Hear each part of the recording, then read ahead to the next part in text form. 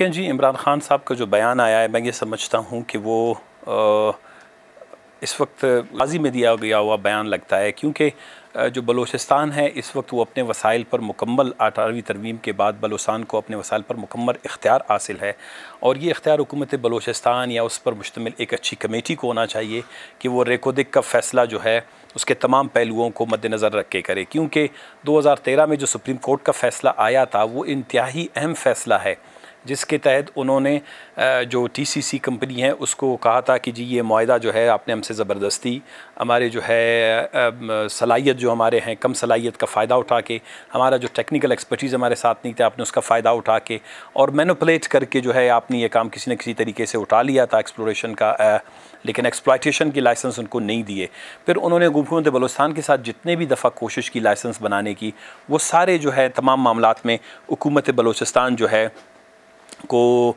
कोई ख़ास खातिर ख्वाह हिस्सा नहीं मिल रहा था। मैंने तफसील के साथ जो 5 अगस्त की मेरी तकरीर है बलूचिस्तान असम्बली में 40-50 मिनट की, मैंने वो तमाम तफसीलात, तारीख़, शवाहिद और सारी चीज़ें सामने रखी हैं।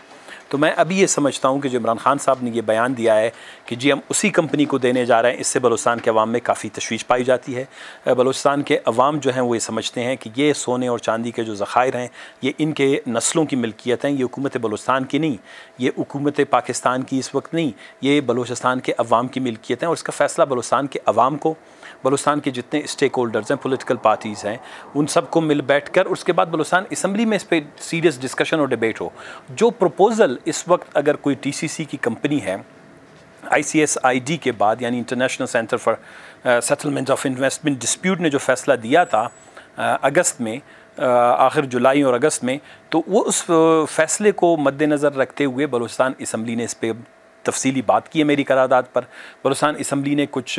वो क्या कहते हैं कि टर्म्स ऑफ रेफरेंस भी ऑलरेडी डेवलप किए हैं कि जी ये बलूचिस्तान असम्बली तय करेगी कि हम किस बुनियाद पर मुआहदा करेंगे, हमारा हिस्सा क्या होगा, बलूचिस्तान को इससे फ़वाइद क्या मिलेंगे, हमारी इंसानी वसाइल या ह्यूमन रिसोर्स को किस तरह इसमें यूटिलाइज़ किया जाएगा, बलूचिस्तान में कैपेसिटी बिल्डिंग किस तरह की जाएगी। ये बहुत से टेक्निकल इश्यूज़ हैं, लेकिन मुझे ये लग रहा है कि इमरान खान साहब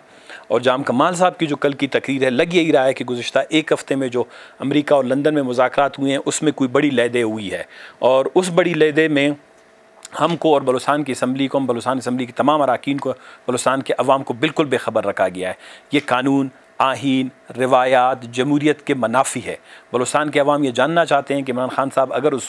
उसी कंपनी को जिसके ख़िलाफ़ हुकूमत पाकिस्तान ने अरबों रुपए और साल जो है अदालतों में उसके ख़िलाफ़ करता रहा, आज अगर हम उस कंपनी को दे रहे हैं तो उसकी वजूहात क्या हैं, वो टर्म्स ऑफ रेफरेंस क्या हैं, वो उसके साथ जो डील है या उसके साथ जो मुआहदा है उसमें बलूचिस्तान का हिस्सा क्या है, बलूचिस्तान को फ़वाइद उससे क्या मिलेंगे। ये तमाम चीज़ें हैं जो आपको उसके सामने लाना पड़ेंगे। आप मेरे ख्याल मेरी 5 अगस्त की तकरीर भी अगर थोड़ा सा इसमें आप इंक्लूड कर दें, आप खुद देख सकते हैं। तो अहम मौजू पे जो रेकोदिक पे आपने हमारी तहरीक इल्तवा मंजूर की, एक रूलिंग आपसे ज़रूर चाहिए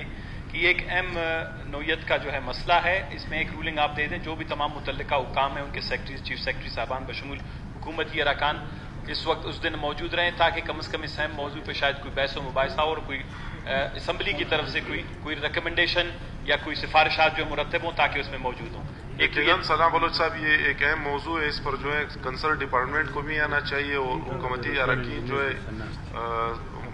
जो इस आने वाले इजलास में इन लोगों को भी शिरकत करनी चाहिए ताकि इस मसले को जो है। थैंक यू जनाब स्पीकर। मैंने काफ़ी जगहों पर इसके